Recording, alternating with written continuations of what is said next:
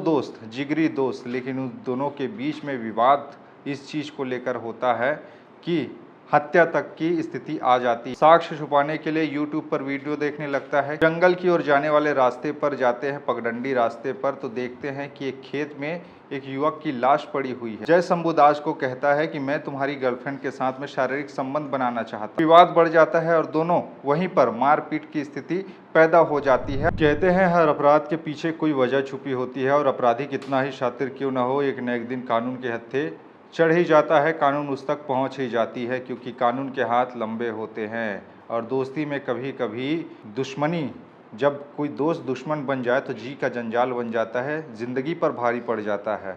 एक ऐसा ही मामला आज आपको बताता हूँ जहाँ दो दोस्त, जिगरी दोस्त, लेकिन उन दोनों के बीच में विवाद इस चीज़ को लेकर होता है कि हत्या तक की स्थिति आ जाती है और एक दोस्त अपने ही जिगरी यार की हत्या कर देता है। उसके बाद में साक्ष्य छुपाने के लिए यूट्यूब पर वीडियो देखने लगता है कि कैसे उसको हत्या को आत्महत्या बताया जाए, और उसके बाद वो वहाँ से तुरंत चला जाता है और रात में अपने बगल के ही गांव में एक शादी समारोह में जाके सो भी जाता है। उसके बाद सुबह होते होते गांव के लोग जब अपने अपने काम पे निकल रहे होते हैं, इसी दौरान जंगल की ओर जाने वाले रास्ते पर जाते हैं, पगडंडी रास्ते पर, तो देखते हैं कि एक खेत में एक युवक की लाश पड़ी हुई है। लाश को देख वहाँ के लोग हक्के बक्के रह जाते हैं। तुरंत कोटवार को इसकी जानकारी दी जाती है। कोटवार पुलिस को बुलाता है। पुलिस मामले की जांच पड़ताल में जुटती है कि आखिरकार ये लाश किसकी है और ये संदिग्ध हालत में यहाँ पर पड़ी क्यों है।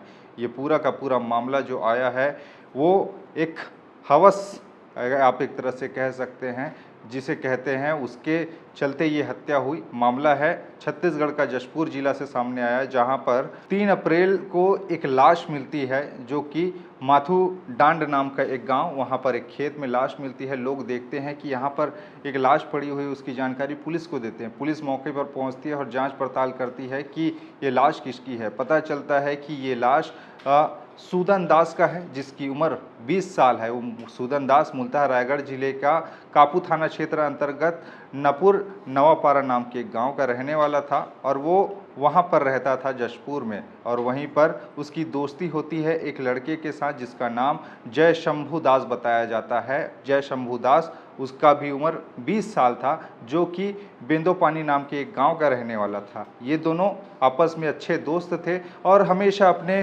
फीलिंग्स एक दूसरे को शेयर किया करते थे। कभी इसके काम के लिए वो जाया करता था तो कभी इसके काम के लिए, मतलब एक दूसरे के लिए सहयोग की भावना थी।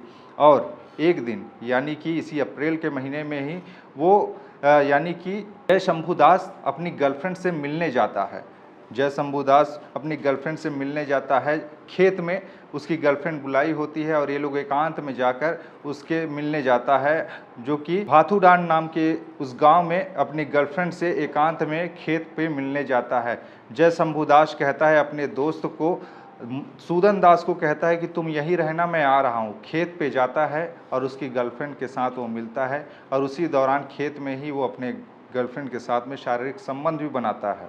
जिसके बाद में कुछ देर होता है, वो सूदन दास जय शंभू दास के कहे जाने के अनुसार वो उसका वेट करता है, वहीं पर देख रेख करता है कि कोई आ तो नहीं रहा है। और उधर वो दोनों प्रेमी प्रेमिका एक दूसरे के साथ मिल रहे होते हैं और इसी दौरान में जो सूदन दास है उस पर भी एक हवस का भूख सवार हो जाता है। वो भी सोचने विचारने लग जाता है, उसके अंदर भी काम उत्तेजना जागृत हो जाती है और वो भी सोचता है कि मुझे भी शारीरिक संबंध बनाने हैं। उसके बाद में कुछ देर बाद जब वहाँ पर जय शंभू दास अपनी प्रेमिका से मिलकर आ रहा होता है, इसी दौरान सूदन दास अपने दोस्त जय शंभू दास को कहता है कि मैं तुम्हारी गर्लफ्रेंड के साथ में शारीरिक संबंध बनाना चाहता हूँ, मुझे भी उससे शारीरिक संबंध बनाने हैं। तुम अभी शारीरिक संबंध बना के आए हो, तुम अपनी गर्लफ्रेंड से कहो कि वो मुझसे भी शारीरिक संबंध बनाए। इतना ही सुनकर जय शंभू दास गुस्से में आ जाता है और वो कहने लगता है कि तुम कैसी बातें कर रहे हो,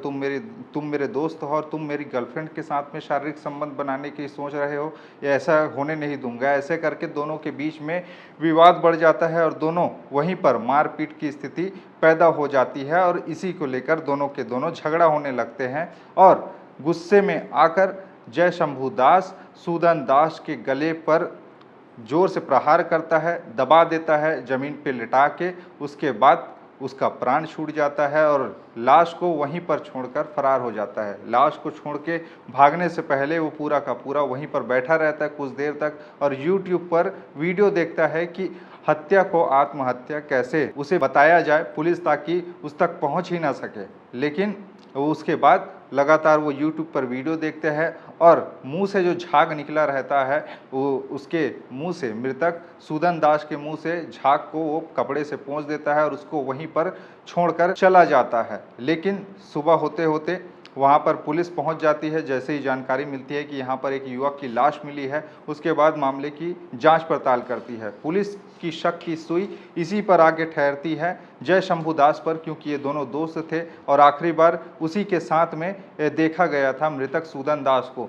पुलिस जय शंभू दास से पूछताछ करती है कि तुम क्या जानते हो इस बारे में, घटना में कैसी लाश मिली है। तो बार बार वो बरगलाने की कोशिश करता पुलिस को कि मैं कुछ नहीं जानता इस बारे में, मुझे पता ही नहीं है, भले ही दोस्त है। लेकिन जब पुलिस अपने स्तर पर कड़ाई से पूछताछ करती है तब वो टूट के बता देता है कि उसने उसकी हत्या की और हत्या का कारण बताता है कि वो अपनी गर्लफ्रेंड से मिलने गया था अपने दोस्त को लेकर और दोस्त को कहा था कि तुम बाहर खड़े रहना, मैं आ रहा हूं। और खेत में वो अपनी गर्लफ्रेंड के साथ शारीरिक संबंध बनाता है और जब लौट के आता है तो उसका ही दोस्त जिसका नाम मृतक सूदन दास है वो कहता है अपने दोस्त जय शंभू दास को कि मैं तुम्हारी गर्लफ्रेंड से शारीरिक संबंध बनाना चाहता हूँ। इसी के चलते उसने उसकी हत्या कर दी और इस हत्या को छुपाने के लिए उसने यूट्यूब पर वीडियो भी देखा। पुलिस ने जब मामले की जांच पड़ताल की तो उन्होंने उसके सर्च हिस्ट्री को देखा जिसमें पता चला कि इसने घटना को अंजाम देने के बाद में ऐसी जो चीज़ें हैं वो देखी है यूट्यूब पर कि साक्ष्य को कैसे छुपाएं। लेकिन कानून के हाथ लंबे होते हैं और आरोपी तक पुलिस पहुंच गई। अब वो सलाखों के पीछे में है, यानी कि कभी कभी हवस का भूखा आदमी इंसान को नहीं देखता, ना कुछ नहीं देखता और कभी कभी उसके जी पर भारी भी पड़ जाता है। और इस मामले में भी हुआ ऐसा ही है। इस मामले में अब मृतक जो सूदन दास है वो उस दुनिया में भले ही नहीं है, लेकिन उसको उसके हवस के चलते जान गंवानी पड़ी।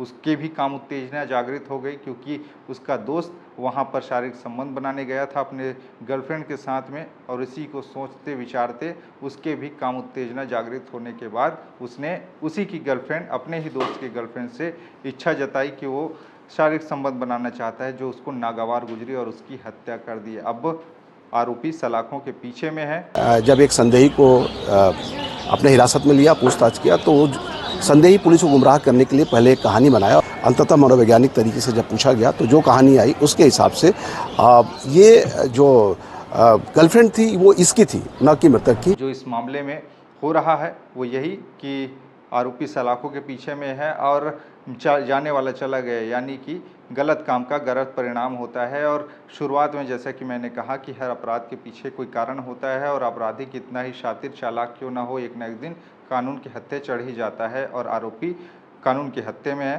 खैर, इस मामले पे विचार आपके क्या है नीचे बताइएगा अपनी राय। बाकी खबरें और भी है जिसके लिए बने रहिए TH छत्तीसगढ़ के साथ में। नमस्कार।